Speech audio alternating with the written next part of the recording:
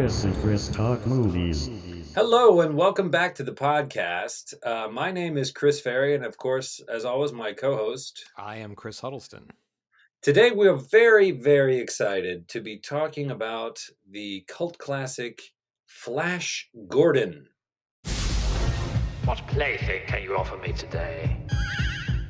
The planet Earth. What's happening? It's an attack! Pathetic Earthlings! Who can save you now? Flash! They'll kill you! Let's all team up and fight him. Prepare for torture! I want him. Stop at nothing!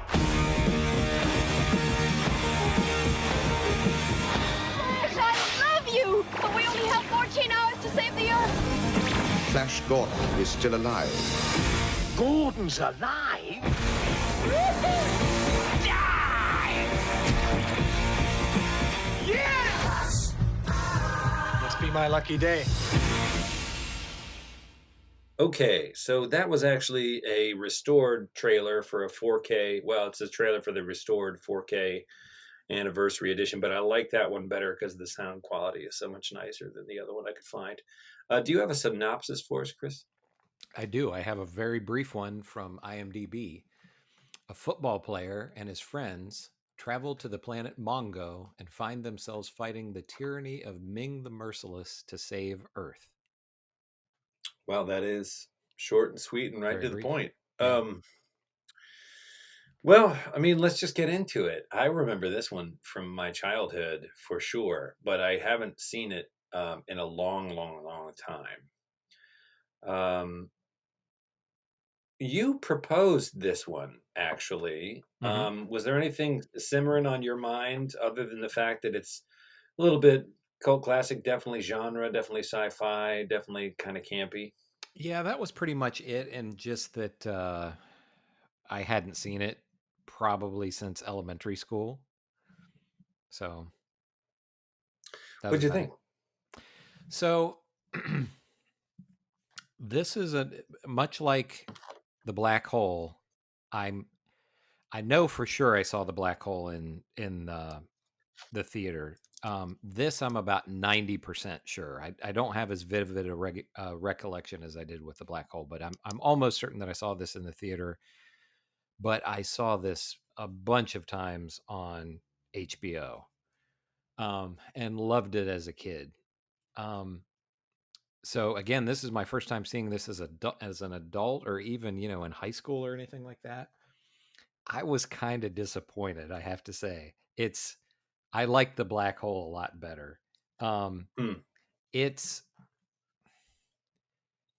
super campy, which I think even as a child I understood that it's that it was kind of they were winking and everything, but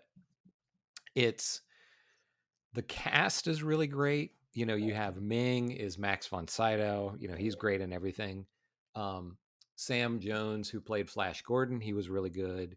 You have Timothy Dalton in it. But it just, everything with it seems so cheap. And I thought the costume design for the most part was bad. You have the great, I guess you could say a score, but it's kind of the same song over and over again with Queen, which is fantastic. But beyond that, it just, I don't know. I was pretty disappointed because it just seemed very cheap and very campy, but not too much in a fun way. You know what I mean? I don't know. What did you think? It was a little slow, interestingly, for a movie that's so Yeah. packed with action sequences. Right. And you know what I want to talk about specific things, but what really leapt out at me is during the credits, it's a Dino de Laurentis picture. And he did Dune. Mm-hmm. He did he did a lot of stuff, but we had just watched Dune. He did Serpico, right? And we watched the Stallone film that made me think of Serpico. He made 3 Days of the Condor, which is a great movie. Oh yeah. Blue Velvet, Conan the Barbarian, The Dead Zone. We could watch that one. Do you remember The Dead Zone? I love the Dead Zone. Maybe we need to do The Dead Zone next because the Dead Zone is I'm great. reading Wikipedia here and I had forgotten about that movie. But just speaking of Dino de Laurentis, it's like it's the time, but what surprised me somewhat about this movie was kids movies nowadays, they're just a different animal. And this was definitely, I think, a kids movie. Did you think this is not a kids movie? No, I felt like it was very much a kids movie, but you continue with your thought, but there was something about it that I thought was funny for a kids movie, but go ahead. Well, a bunch, and that's what I want to get into right now. So there's just a lot of adult themes. Exactly. Yeah. Without anything being explicit, like there's torture. Well, you there have is I don't mean to slavery. interrupt, but you have the daughter of, so I was thinking exactly the same thing. You have the daughter of Ming, who's this beautiful woman, and there's a part where they torture her and they have her like sprawled out on her stomach, and she's in these tight pants and heels, and everything, and then they're whipping her on her back, and then I thought, this is kind of odd for a kids movie. And then there's a scene where Dale, who is the love interest of Flash, they have her and Ming's daughter, and they're kind of rolling around on this big bed, and I was like, I don't know, I felt like they threw in this kind of sexual stuff that was an odd for a kids movie. A lot of sexual stuff. Like, it's not that there's a lot of skin. No. Again, there's nothing explicit, but Ming has got like this magic ring that I don't, it's science fiction, but he's got some like ring of power that compels people to do stuff. And he makes Dale, who is the ingenue, do this kind of sexy shimmy thing where he's sort of virtually molesting her, controlling her mind and making her, again, she's fully clothed, but she's doing this kind of, I don't know how to describe it. She's sort of caressing the air around her and caressing herself. And it's to say it made me uncomfortable is inaccurate. I mean, whatever. It's not that, but it was like, I was struck by, I was like, this is some adult stuff. Like, there's nothing the censors could really pin anything to, but it's like they were trying to do an end run around some of that. And it's Max von Sydow is Ming, and he's great. He's fantastic. He's really. Well, I mean, he's great in pretty much everything he does, but he really chews up the furniture in this.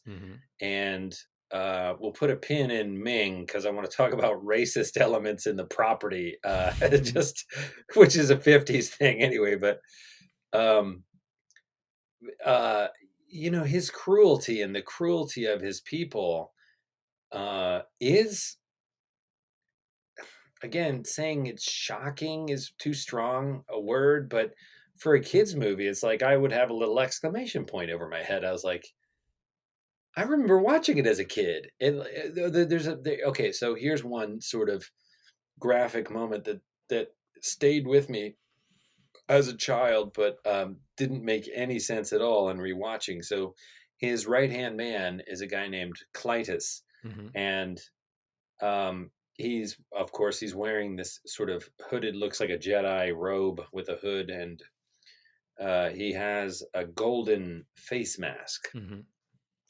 And watching it now, it looks to me just like he's a guy in a face mask. But I thought he was really Did you think he was Yeah. really scary when you were a kid? Yeah, and I Yeah, didn't I know did if he too. was a robot Mhm. or a cyborg or what his deal was. But anyway, long story short, when he meets his demise, he dies on sort of this floating platform that has spikes in it, this one-to-one combat.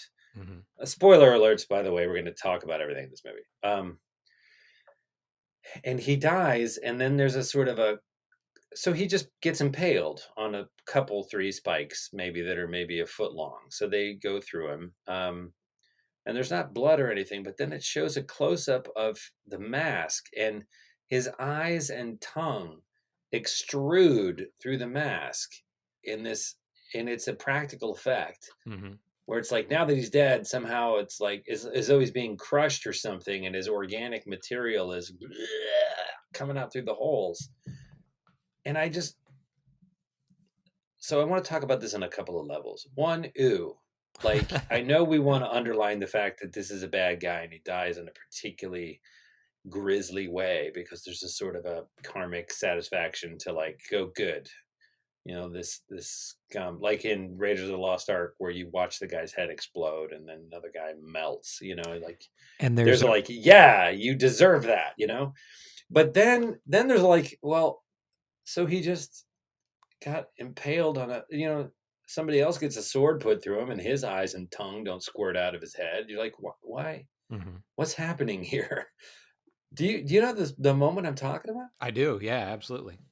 What was your take on that? I mean, was it just a gratuitous, like we need a punctuation point here, or? Yeah, and I think I don't know. I think I think the 70s and 80s were just a different time. I think we were kind of subjected to a lot of stuff as kids that maybe we shouldn't have seen. But like with the sexual stuff, for example, I think Return of the Jedi, Princess Leia in the metal bikini. But Um, how bad? So again, but there's a fair amount of skin. Like that's a very sexy outfit, mhm. and Jabba is clearly. This is another thing that doesn't make sense. Why do aliens who's physical, right? He's a slug. He's not attracted to other giant slugs. Like, why is he? Yeah, Why are all these aliens that's a good attracted to point. Earth women? Like, why don't we look as disgusting to them? We would look like a That's a good stick point. bug or something to a giant slug. Like, You would think so, yeah. why would they be how would that even work? Yeah. But you're just supposed to go with it. Like he's a big slimy guy. And there's the one scene where he kind of pulls her closer, and then that big puppet tongue is like, comes out, and she's like, ugh. He licks her face or something, doesn't he? Yeah. And that's about as graphic as it gets. I mean, they're suggesting like she's his sexual slave, but it's much more explicit than that without the skin in this movie. Yeah, I agree. And the princess everyone's attracted to everybody else. Like, so all the men in the movie, more or less, are after Ming's daughter, the princess, who I will admit is smokingly hot. Oh yeah, yeah, for sure. And she plays them all for suckers. She's. I think Flash even has the line at one point. Does anyone ever trust her twice? Yeah, yeah. It's not a great performance on that actor's part, but he does get some good one-liners. He's charismatic, I would say. Yes. And I kept thinking, this is the nicest, not that you don't have heroes that are essentially nice, but like he didn't really have a lot of one-liners and zingers and stuff like that. He's just this very virtuous guy, I felt. I thought that was kind of funny that he wasn't. I guess we're just kind of used to the modern hero as being more sarcastic and the Arnold and Stallone one-liners and all that kind of stuff, which he doesn't really have much of in this. I don't think it's just that though. I mean, I would say that the camera loves him, right? He's easy to watch on screen. He looks great. He's supposedly a quarterback for the New York Jets, and you buy that. Like he's built and blonde, and he's got a strong jawline. Like, he's a handsome guy, Mm-hmm. and it's not like you look at him on camera and think, why'd they cast this guy? It's clear. Yeah. And he seems to have good chemistry with the other actors. It's just,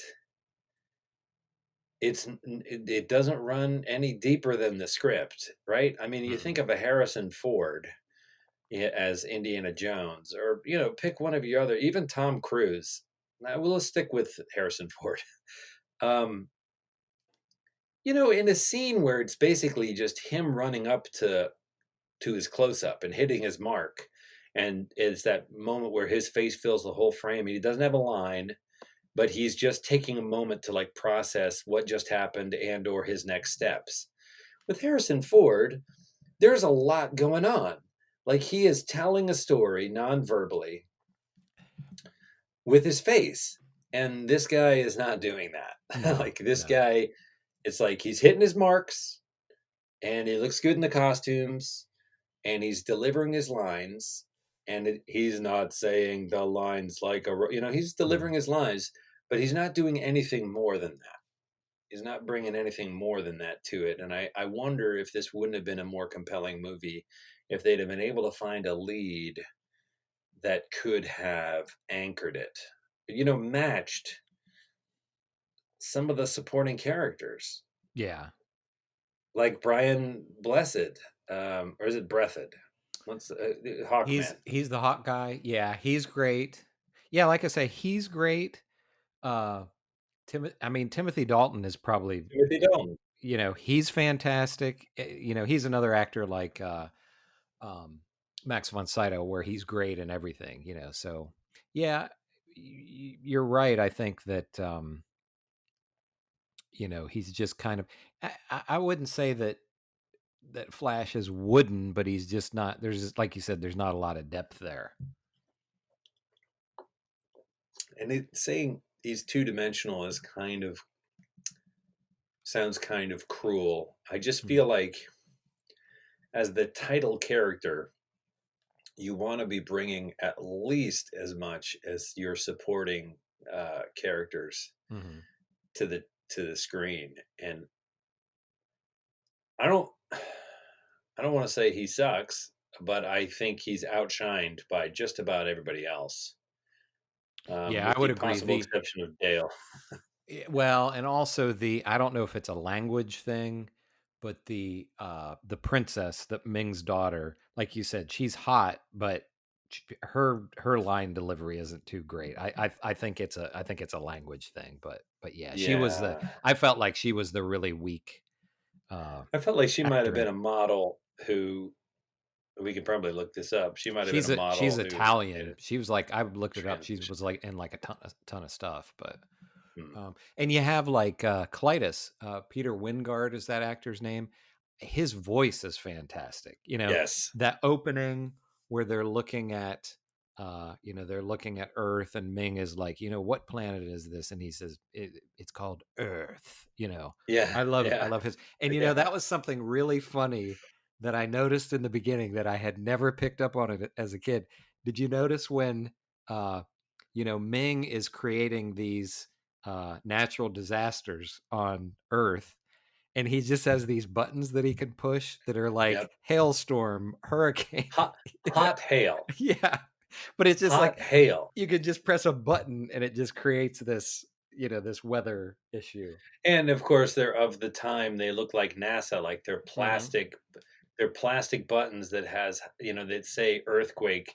Somebody has hands painted that on the button, and there's a little analog, not an LED light, but a little bulb behind it flashing. I always think that's funny because they design these sort of spaceships that are models or paintings, but inside the space, like Star Trek, the same way. Inside the spaceship, it's all like, I am the computer. You figured out faster than light travel, but you're still using like radio buttons and toggle switches inside this. Anyway, so yeah, and you've got the cast all sort of in different. This was a comic book movie before Marvel really slam dunk defined what a comic book movie is. Sure. So there's a lot of spandex, a lot of cartoon design, kind of in the costumes and in the makeup. Really bright colors. Um, Queen soundtrack, which I think is amazing, but sort of um, imposes itself on the movie. Like it's doing a lot of work, but you don't feel like they.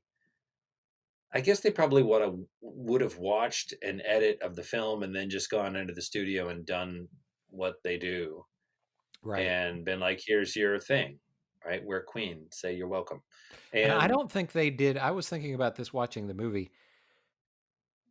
Did they ever do any other soundtrack work that you can? I mean, did they even like contribute a song to a soundtrack or anything? I not thought that that I was can remember. It that did make me think of Dune though, with Toto's soundtrack, yeah. this sort of rock soundtrack. And again, that's a Dino de Laurentis movie. But that just watching it, that seemed like a bit of a coup to me that that they were able to get Queen to do this, you know?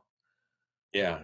I don't know. Well, and we hear it in the trailer. It just there, that obviously the listeners can't see the trailer, but that the music of Queen is so.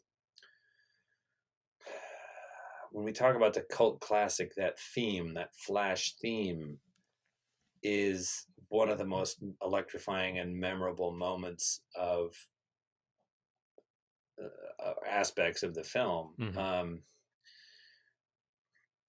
I don't know. I mean, the other thing is that so then they have Zarkov and they wipe his mind, right, with this sort of big ray, and it's a really kind of upsetting scene. We find out later that he was able to pull some mental trick where it didn't wipe his mind, really. But while we're doing it, we're watching his memories sort of flash up on the screen as he regresses to a fetus, basically, before they reprogram him as an agent. And it's just, it's another depiction of torture. Yeah. I don't know, man. It just didn't feel like a kid's movie. He has memories of World War II and Hitler, and apparently he lived through that time period, whether he lived through the Holocaust specifically or was just, a European Jew at the time it was happening. And Clytus has a line where he's like, "Now that guy showed promise." Talking about Hitler. Yeah, And you're like, that's hilarious. That's a really funny joke. Yeah. Guys, I don't know. It's just, I don't know exactly who that stuff was pitched at. They felt kind of like inside jokes, and the sexy stuff kind of felt pitched at Dad, right? That's what I was thinking. You're Yeah, like, this is to keep Dad the kids are interested. sitting right next to him. I just, Well, it's strange. One thing that I have to say is Flash Gordon is one of these characters that I feel like is our parents' generation, or especially like my dad's generation, because he's a little older. Like, I didn't ever read a Flash Gordon comic when I was a kid or anything. I mean, there was a cartoon, I think, maybe when we were kids, or maybe like late 70s or early 80s or something like that. But it seems like one of these. It's kind of like Buck Rogers. It's one of these characters that was kind of before our time. So maybe that's all in the source material. I don't know. Maybe they had. Yeah, I don't know the source material very well, and maybe the Empress was sort of scantily clad, and maybe it was sort of a sexy. Maybe that maybe sci-fi and the sort of sex appeal of the space princess was all kind of like a way of getting around these uptight Earth Moors. Where you could say to scolds, you could say, "Oh, you relax. This is in a different galaxy where they don't have the hangups we have here in America or whatever." I don't know. Yeah, I don't know either. Maybe it's referencing that. Along those lines, I think one thing that I was thinking about watching this is it's a little bit surprised. So this was 1980, so it's a long time ago. It's a little bit surprising to me that there has not been another Flash Gordon movie at some point. Now would seem like the perfect time because you have the technology to do to do everything. It's a known, to a degree, it's a known property, and Hollywood loves things that are known, and it's a little bit surprising to me that this hasn't happened, considering it's funny to me that it seems like every couple of years we get a new Robin Hood movie, and most of them don't seem to do very well. And it's like, who is clamoring to see Robin Hood again? Right. So it's surprising to me that we haven't seen a remake of this, and I would be surprised if we do not see sometime in the pretty near future that one of the studios wouldn't try this again. Well, let's talk about it. First of all, I don't know what COVID is going to do to the movie industry. I mean, I assume things will kind of resume and normalize once we get on the other side of this virus, but it's hard to know. Like, I was reading an article the other day, we're talking about, a vaccine. And the author pointed out, it's like the fastest vaccine that was ever created was mumps, I believe. And it was like 5 years or something. Yeah, that was 4 years. That's the record. So it's like, Yeah. we keep talking about, maybe we'll have one by this Christmas. And like, well, that would be amazing, considering nobody is working together on the same page. But and assuming the Earth doesn't completely go up in apocalyptic wildfires and sea level rises and everything else, that we're going to get back to a thing where the studios are cranking out movies and people are going to theaters to see them. But yeah, you're right. There's no shortage of weaker properties getting reboots. Sure. And you'd think, so a couple of thoughts. Why not? One might be that there's something like you had said, why sometimes can't you find something like Wild at Heart online, is sometimes there's just sort of things get kind of tied up in who has the rights to do what. Yeah, that's And a good. I hadn't thought about that. That it could be tied up in rights issues. By the time we spend X million dollars like arguing about who's allowed to do what with this property, forget it. Like, it's we don't expect anything to make that, or it's just too much of a headache when we can make another Robin Hood. Yeah. Because the other thing is, public I think, domain or whatever. the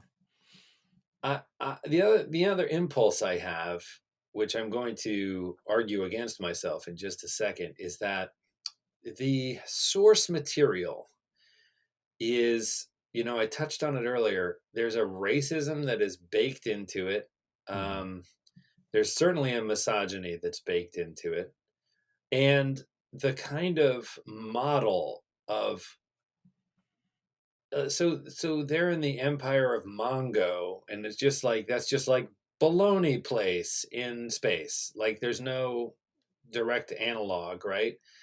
And there's, I guess, does Ming have his own planet, and then there are moons that orbit that planet? Because then he's not the emperor of the universe, he's just the emperor of this planet and its immediate solar system or something. But the Hawkmen have a planet or a moon, and the forest people have a moon, and then there's supposedly a couple of other things, and Ming keeps them all fighting against each other, and that's how he maintains his power. But I don't know, it just seemed like ridiculously absurd to me on screen. But then, to be fair, we just saw, Avengers Endgame, where there are 5 power stones created at the beginning of the universe, and they're just baloney. It's just absurd. Like, I mean, I guess when Stan Lee conceived of that, it's a comic book for kids, and so you don't think too much about it. But when you have a live action actor talking about, so at the creation of the universe, there was these 6 little whatever gems, and soul, time. Like, what are you talking about? It's so stupid. Like, so there's a gem that controls time, but I guess any of these comic book movies, if you think about them too much, they break down. Yeah, I felt like that with this movie, where it's just kind of like the movie doesn't want you to ask too many questions. Like the beginning with so we didn't really talk about this, but the beginning, they Flash and Dale are in an airplane, and the airplane crashes. Zarkov. Right? Well, they crash into Zarkov's laboratory or whatever it is, Yeah, okay. his facility or whatever, and he has a rocket, and he forces them into the rocket because he has to have people to go with him. But what was the? I didn't understand what the purpose of where he was trying to go. Did that Well, make sense to you? I may have dozed off during this part. Okay. I may I have watched too. I watched it over 2 nights. Oh, okay. So, I watched it all in one sitting, but I did have a hard time keeping my eyes open at times. uh, it what he put together was what Zarkov put together was that this was an attack. Oh, that's That right. it That's wasn't right. Yeah, he it was wasn't just trying to some stop the attack. environmental Yeah, that's crisis. right. Yes, he's like, we have to go. And Ming even says that to him later, that I test when I find a new planet like this, I test them with these natural disasters. And if they all just fall to their knees in supplication and believe it's the gods or something, I leave them alone because they're obviously harmless, right? There would be no But if fun they in that. exactly, yeah, and there's no point. They're no threat to me. Mhm. But you figured out you could. I think he says if they see the hand of Ming, as he did, as he figured out it was an attack, then I realized they are on the verge of becoming a threat now or in the future, and he destroys them utterly to kind of prevent them from ever threatening his rule. So I think he was going. I don't know that he knew it was Ming the Merciless, but he was going to try and trace the source of these disasters that he perceived to be an attack. Yeah.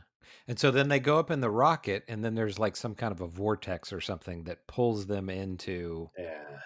the universe. Because I was thinking, like, how long would it take, for them to get to these other planets where there are all these people, but the vortex pulls them into that or whatever. So again, not just don't think Right. too hard about it. Well, in the Star Trek era too. I'm sorry, Star Wars, because Star Trek they actually do track the time it takes to get from here to Mhm. there. But in Star Wars, it's just like, hey, we need to go to Tatooine. Yeah. Cut to Tatooine, right? And you're like, how much older did everyone get in the course of this, just in the traveling from here to there? I mean, they Mhm. do have they have the jump to. Doesn't Han always say we're making the jump to light speed? Yeah. So it's not faster than light travel. It is light speed travel. Mhm. And if you're going from system to system, like that's years, even at light Yeah. speed. But again, that's Anyway, one of those things you just don't want to think about it too much. right? As a kid, you're like, hey, get the laser sword out. Let's have some, Yeah, exactly. And that was, speaking of Star Wars, that was another thing that I was thinking. So this is 3 years after Star Wars. It's the same year that The Empire Strikes Back came out, and the effects look like a movie from the 50s. When they're flying the yeah, rockets around and crashing onto planets and yeah. stuff. I mean, the effects were not good. Well, do you know what the budget was? I mean, some of Um, that may have been slightly intentional in terms of yeah, it's making it feel like a comic book movie and a cartoon movie, and I'll check Box Office Mojo here. It's always a little tough to get on these older movies. It's hard to get budgets, but I'll see if I can see what I can find. I'll definitely be able to find what it made, but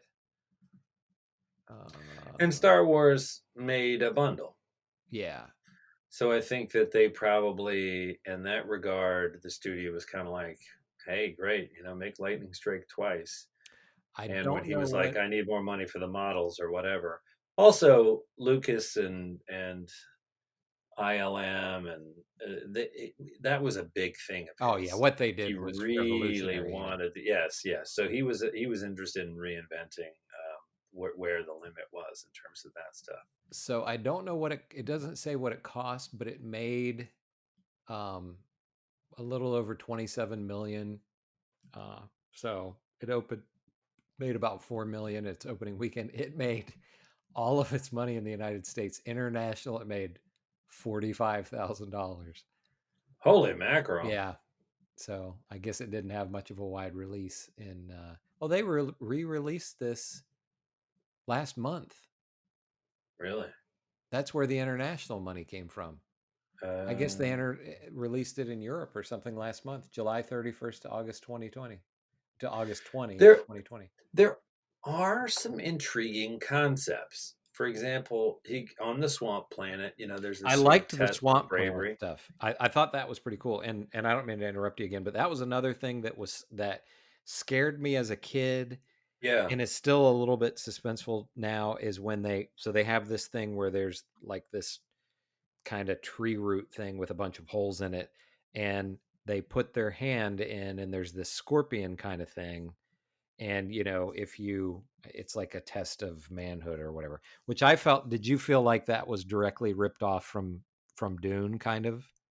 Or I thought it was derivative of a bunch of different yeah, sources. yeah. Because But we definitely. But that's pretty effective. I mean, the effect of the scorpion thing doesn't look great, but it's somewhat suspenseful. And again, I remember being totally freaked out by that as a Yeah, kid. the idea of sticking your hand blindly into this hole in a big gnarly knotty stump thing where if you put your hand in wherever the little critter is, like if you basically put your wrist right in front of its face, it's going to sting you, and that sting is lethal.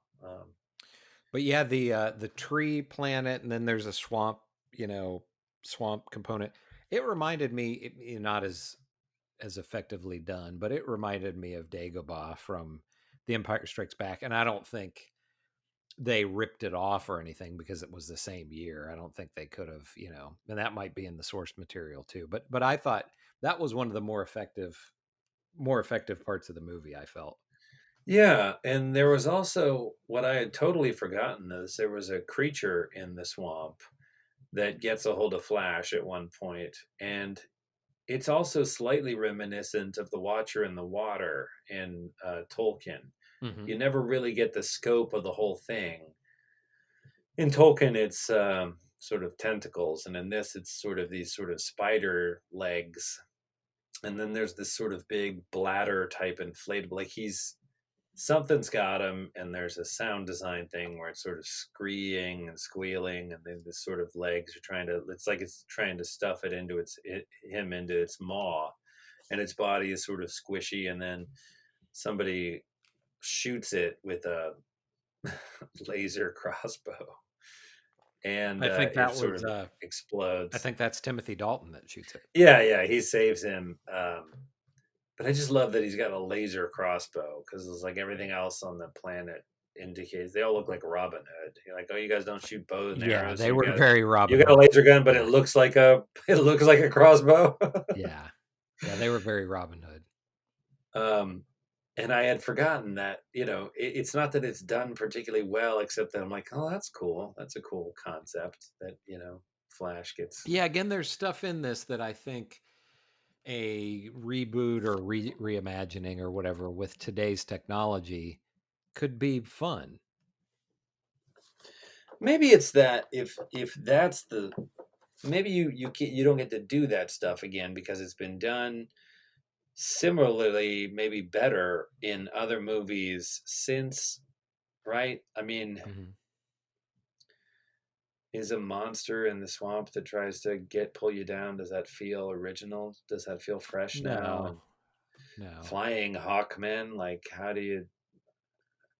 And I kept thinking as far as a reboot that maybe studios think it's too corny or whatever, but I feel like give this to the guy who did Guardians of the Galaxy. Like I think he could knock this out of the park, because I think he would have the right tone of kind of cheesiness, but still not too cheesy. Chris Pratt could probably do Flash Gordon. Yeah, you're right. He would be a good Flash Gordon. How many franchises can he have, though?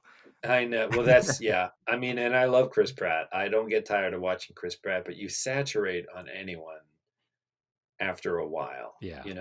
And there's just only so many different iterations of yourself you can play on screen before it starts to muddy and blur. But my point just being that, and there's lots of other actors that could do it, but he would be a good choice, though. Yeah, he'd be a great. There are people that could do it, that could carry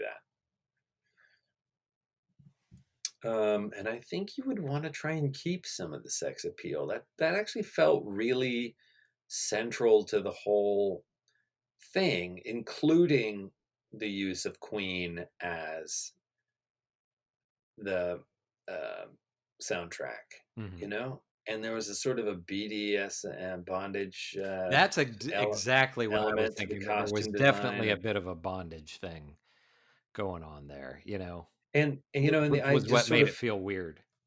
Flash Gordon as a property, like being the stuff of adolescent fantasy, specifically adolescent boy fantasy. Right. But like, oh, I'm a football player and a spaceman and a hero, and I get the girl and all the girls want me. And they're all like insanely hot. But there's the girl next door, and then there's the exotic space princess. I guess it's only those two. Mhm. Yeah, but there were he wasn't interacting with him, but there were other women in the background that were kind of scantily clad and all of that. Um, One thing that I thought was really funny about the costume design was that I've always loved that Flash shirt, Yeah. but it struck me as very funny watching the movie. His outfit that he wears is basically khaki pants and a Uh-huh. white like ringer tee with his name on it. Right. And did you notice when there's a part where they execute him, basically Ming executes him, they send him to a metal Yes, chamber. there's an Yeah, so execution that was scene. another upsetting thing for children. But so the princess saves him by they inject him with something and bring him back to life. But I thought it was really funny.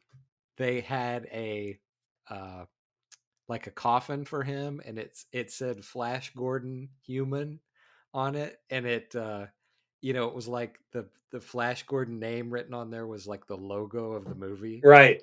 Right. Right. Like they went to Thank you. all this trouble to They yeah honored the branding. Well, yeah so we're getting into an interesting little nitpicky area here, but so he has this sort of football-esque thing where he's throwing these metal eggs that are football size around and knocking, and it's as much comic as it is action. And ultimately, they subdue him. This is early in the movie, and Ming sentences him to death. Excuse me. And it's like they're going to make an example of him. Um, but then there's all this pomp and circumstance about his official execution. Like, I don't. They kind of escort him up to the chair and they give him a hood for his face, and it's like for Ming the Merciless, a gas chamber seems incredibly benign, right? Why Mhm. wouldn't they publicly torture this guy to death? That seems more in line with like what they do to his own daughter when they discover her treason. Is they've got something that we don't see, but something called boar worms that she's yeah terrified yeah of.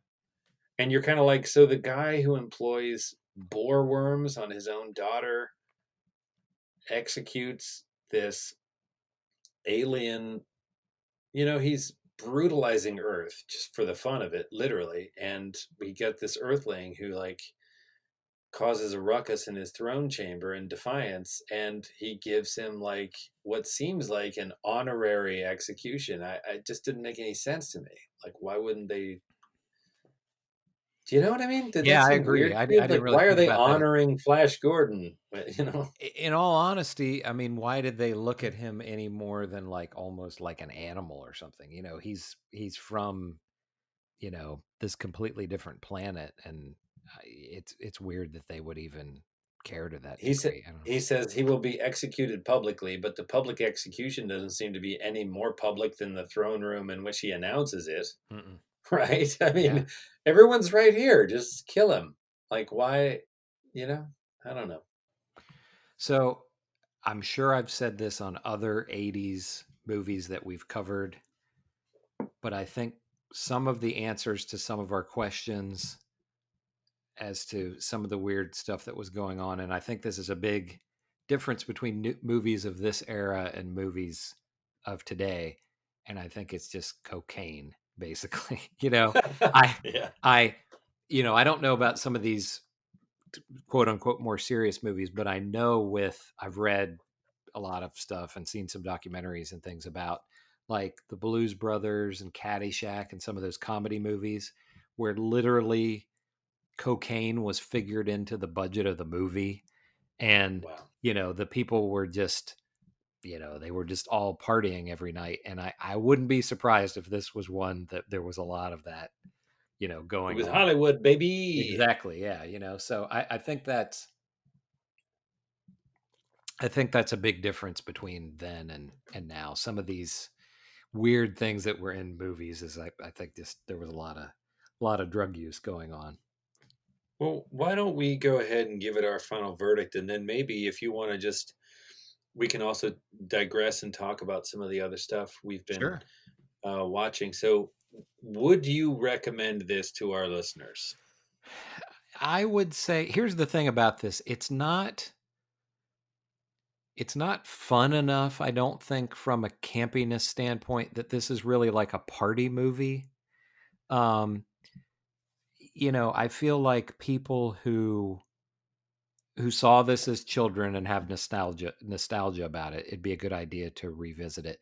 This got a bit of a kind of a bump a few years ago. Did you ever see Ted, the movie about the talking with Mark Wahlberg, the talking? I don't think so. I saw clips of it. Okay, Ted is actually pretty good, but so Ted and Mark Wahlberg are best friends, basically, and they love this movie.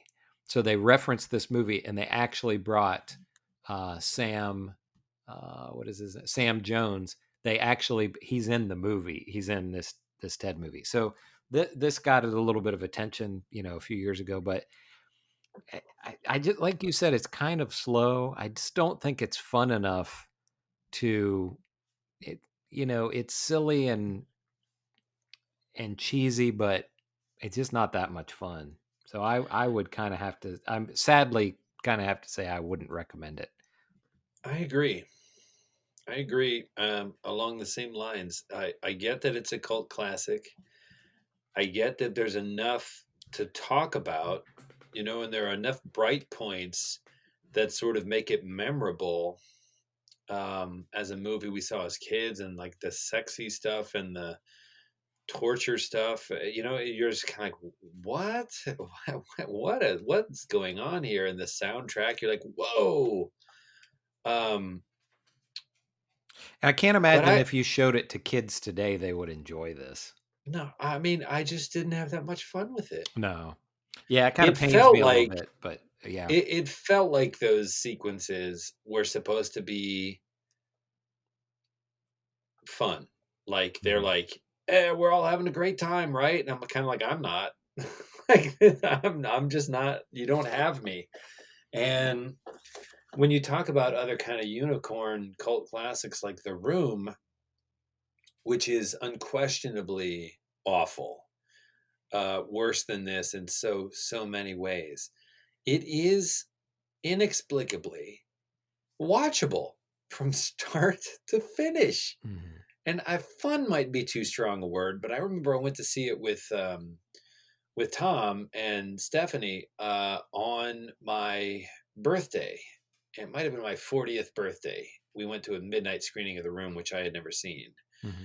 And I did have fun. I don't know that the movie itself is particularly fun if you just sat and watched it alone. But as terrible as it was, I was engaged and watching the movie actively from the beginning to the end. Mm-hmm. And Flash Gordon lost me a few times where I just had to like pause it and take a break, or I watched it in 2 nights, because the first night I was just kind of like, this is literally putting me to sleep. And and then I came back, I'm like, all right, I got to watch the end of Flash Gordon.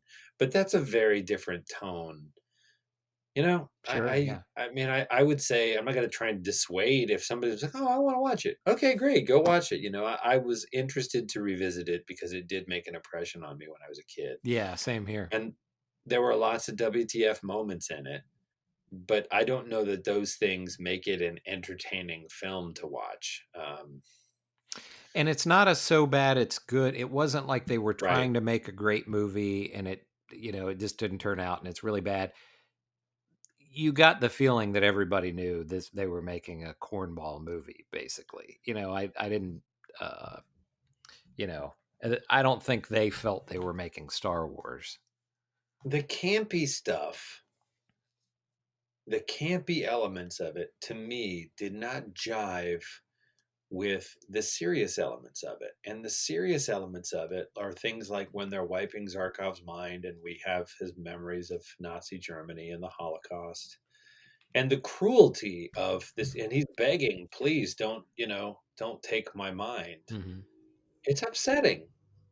And the torture of the emperor's daughter, and um, the way that Clytus dies, and the cruelty that Clytus and all of Ming's people exhibit towards everyone. It just, and the psychosexual stuff that felt not just mature beyond a kid's movie, but cruel, like sadistically sexual. What he makes, I think in the trailer, it even says, you hear Ming's voice saying, prepare her for my pleasure.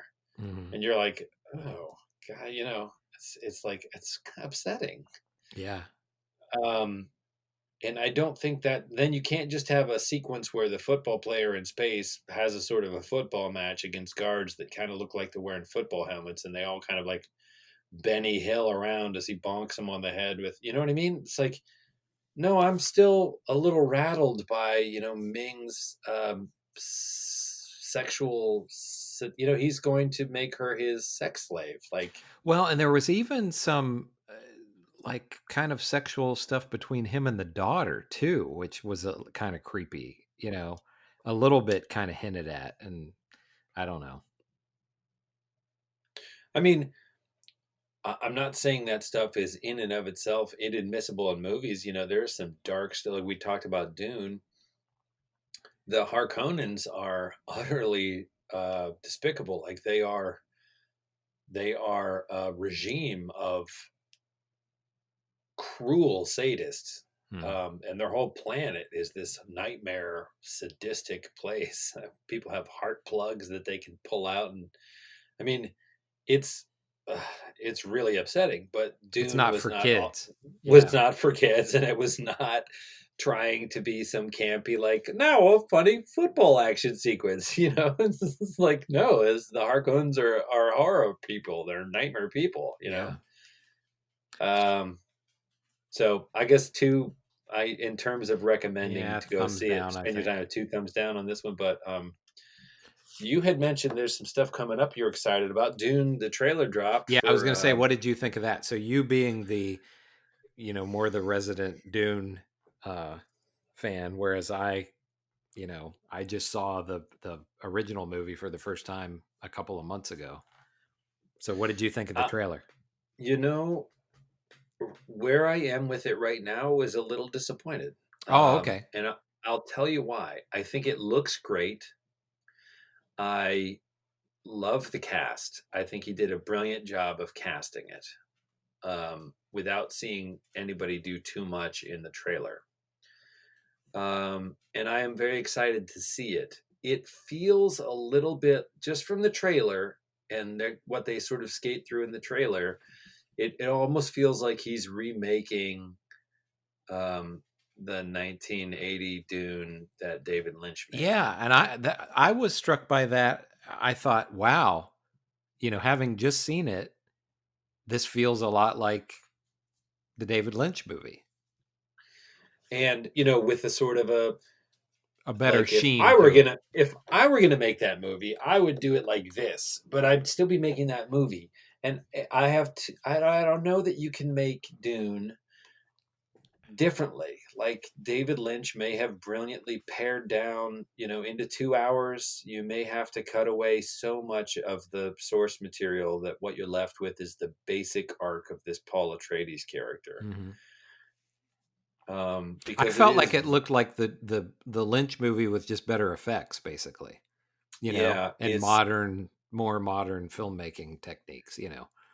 I need to go back and reread the books, because I do remember the books are very elaborate. Like it's very detailed, and the universe building of it is meticulous and unique. And I mean, yes, it's a Messiah story, but it's complicated. In other words, Neo's a good guy, and there's no question about that. The books raise an issue that it's sort of like, so the Fremen at least paint Paul Atreides as a Messiah, but even Paul Atreides is uncomfortable with that concept. And is that a good thing? Is having a Messiah a good thing? Right? When they're making it this religious prophecy being fulfilled, when really in the book it outlines that it's also the product of generation after generation of like selective eugenics, basically breeding, and it's like they're trying to make this prophecy come true until there's a male that's born able to take this spice that will complete this sort of transformation into this super being. So it's interesting because it's not, oh, God put his son on earth and it's the fulfillment of the prophecy. They have been engaging in what is essentially eugenics for, like in the book, I think it's millennia, and to get to this point, and Paul Atreides happens to be the product of that. Whereas if he's a Messiah, he is faultless and blameless and can do no wrong, right? Because he is a deity. But Paul Atreides doesn't think of himself as a deity, but suddenly he has godlike powers. So it really unpacks this sort of Messiah arc in interesting ways. And it gets more into all the other people that use the spice and the way, and the mentats and all the different, and the guild members. And this stuff seems to have really potent effects on the human physiology and brain. And lots of different people use it in different ways. It just gets really, really broad and three-dimensional and interesting science fiction ways.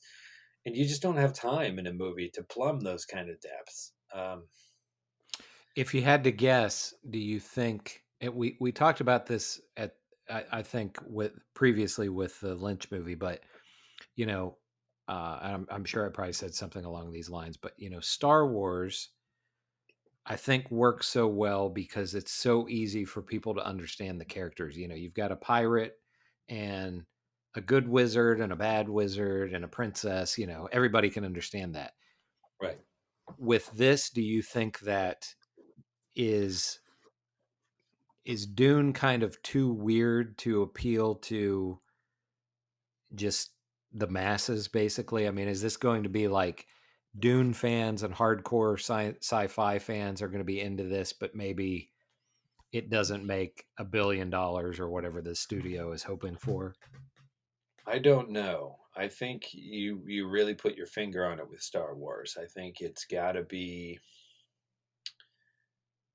they had laser swords, and that was cool. And they are kind of a religion that can kind of move things with their mind using the Force. But it's never too deep, it's just kind of basic, It never things. gets deeper than the human thing, like, I am your father. What? No. Like, you can get your head around that. It's like, oh, the guy I don't want to be my father. My father's gone. I want to idolize my father. It turns out my father's actually complicated.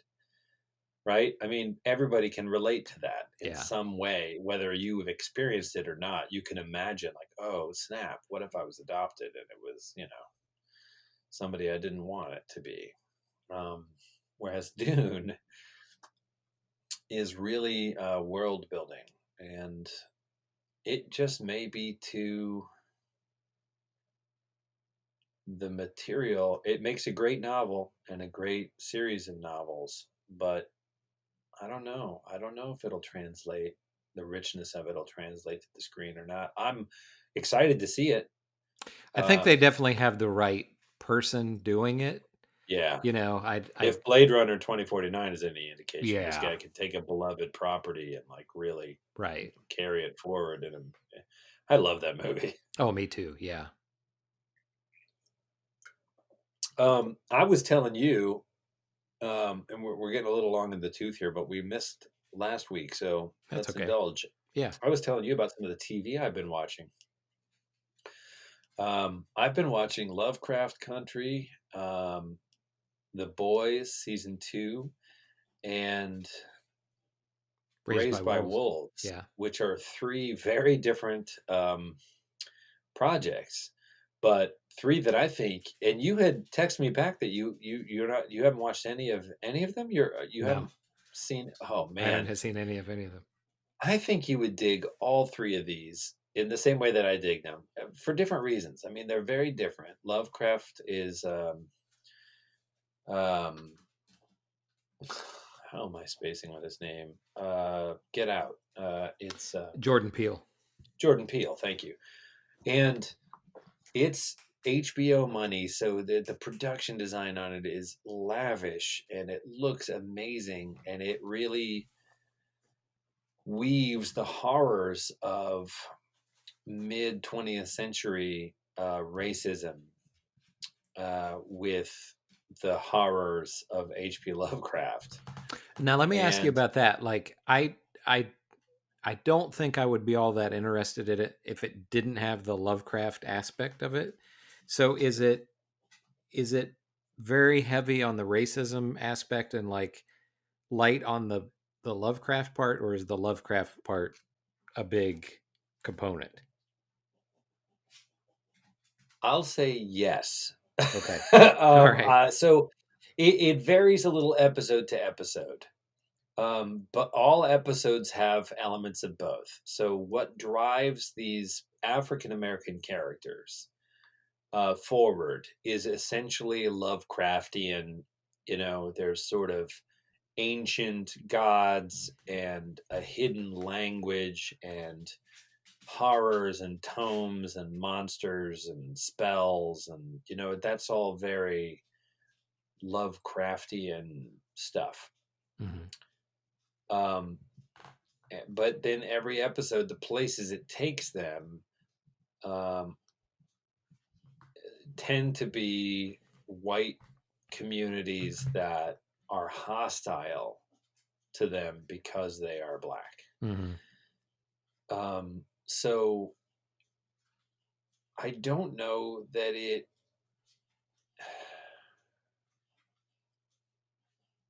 it feels experimental. Okay. And it feels like they gave him a lot of money to be experimental. And he gets to do it episode by episode, which means by its very nature, it could, not every episodic thing feels disjointed, but this feels a little disjointed episode to episode. You're like, oh, this one's about the house. Oh, this one's about the weird white wizards that abduct them. Mm-hmm. Oh, this one's about that, right? So it's like each episode has a kind of a mini theme, but it's the same characters trying to unravel whatever they've gotten themselves mixed up in.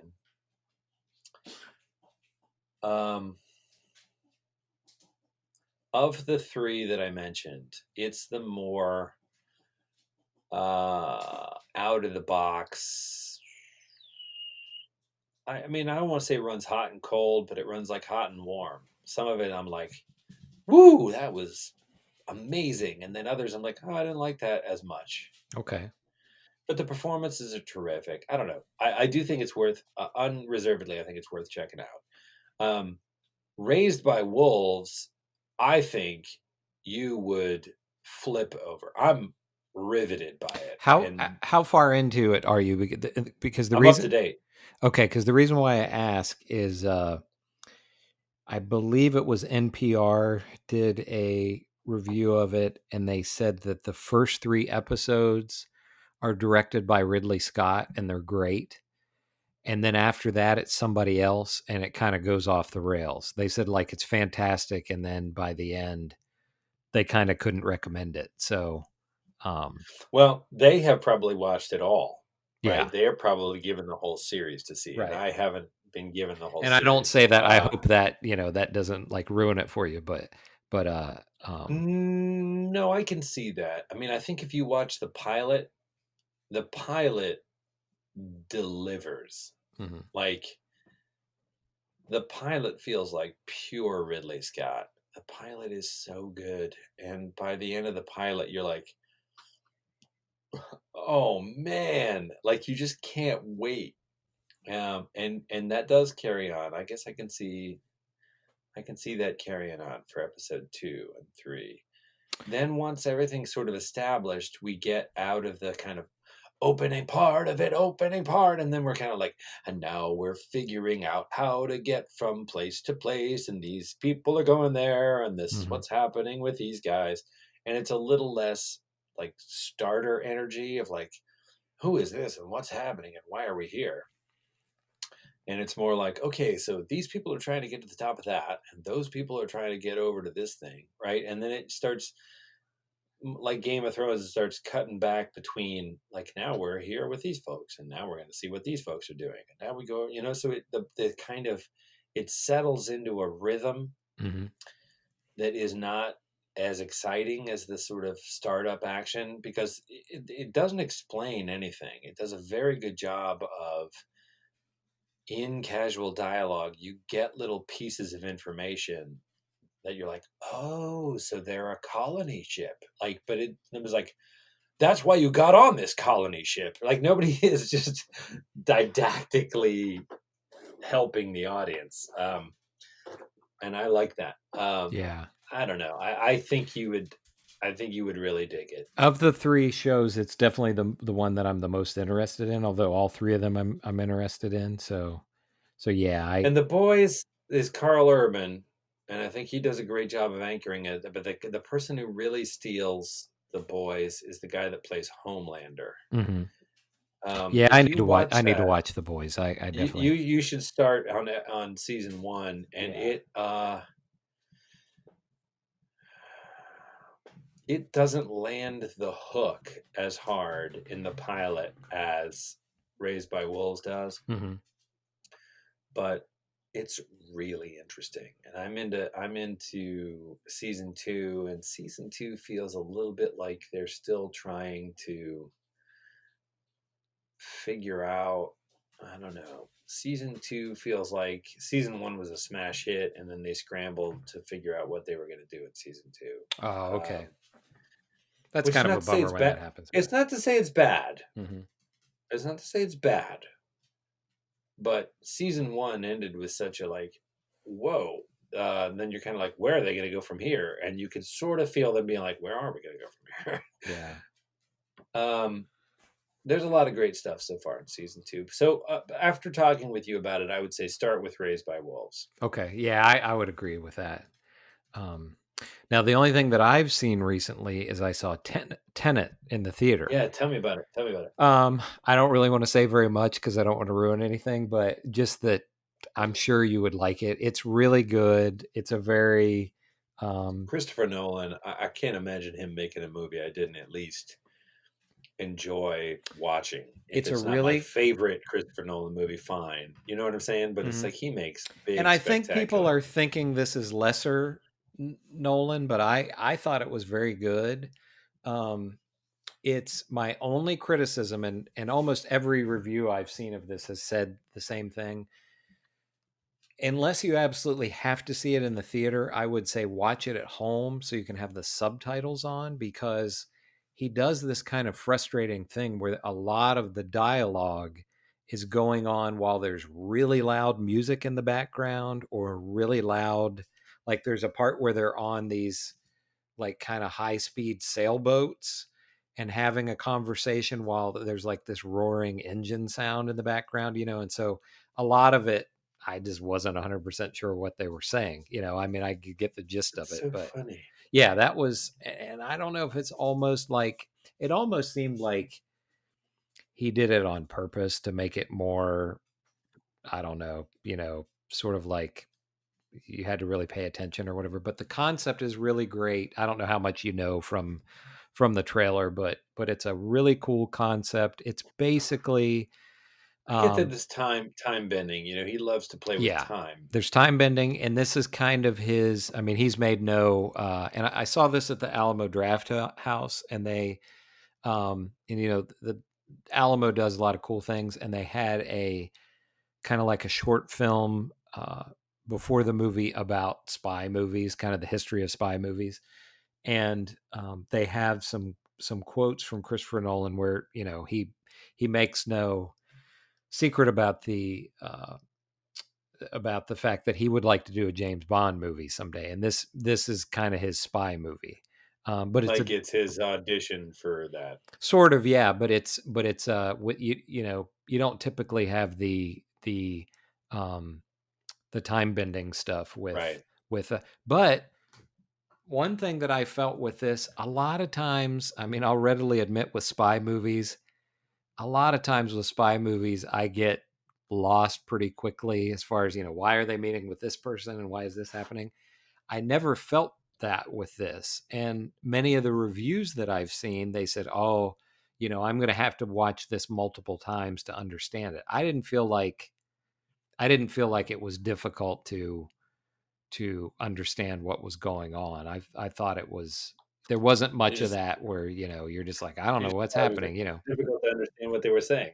Yeah, except for difficulty understanding what they were saying at times. But It's so funny because when I saw Batman, Bane was that way when I saw it in the theater. Yeah, people they did such remarked about that as interesting well. Yeah, audio design for him, but in the theater, I couldn't make out. I'm like, what did he say? Yeah, so there's definitely some of that talking like this, but then it was music, and it's just sort of the wash of like, I'm like, come on, you have control of that. You could bump that up so I could know what the dude is saying. Yeah, and it felt deliberate. Yeah, and it could be, but yeah, I definitely, whenever you see this, I'd look forward to talking to you about it because it's a really cool movie, and you have I'm drawing a blank on the guy's name who is from the Twilight movies, who's going to be the next Batman. Pattinson, Robert Pattinson. Yes, he's really good in it. I mean, everybody's he's a good actor. Yeah, all of the acting is really good, but I really enjoyed it. I went to see it with my parents, and there just wasn't any. Surprisingly, they love the Alamo. And it was kind of the only, it was like that or see like Bill and Ted, which they haven't seen any of the other Bill and Ted movies. So it was funny. I knew going in, I thought this is going to be a little bit weird for them, but they seemed to like it well enough, and they weren't, I kind of had to explain it to them afterwards, what it meant and everything. But yeah, it's, I really liked it. But back to what you were saying earlier about COVID and theaters and everything, this was kind of the first real big release during the virus, because this was supposed to come out in July, and I was reading some of the numbers on it. It cost $200 million, and it did like $29 million the first weekend and like $2 million last weekend. So in like 3,000 theaters. So I don't think people are ready to go back to the movies. I'm not. Yeah. And it was, the Alamo does a great job. I mean, I felt very, very safe there. You couldn't go in without a mask, and it was us and one other person in the whole theater. So, so I felt fine about it. But yeah,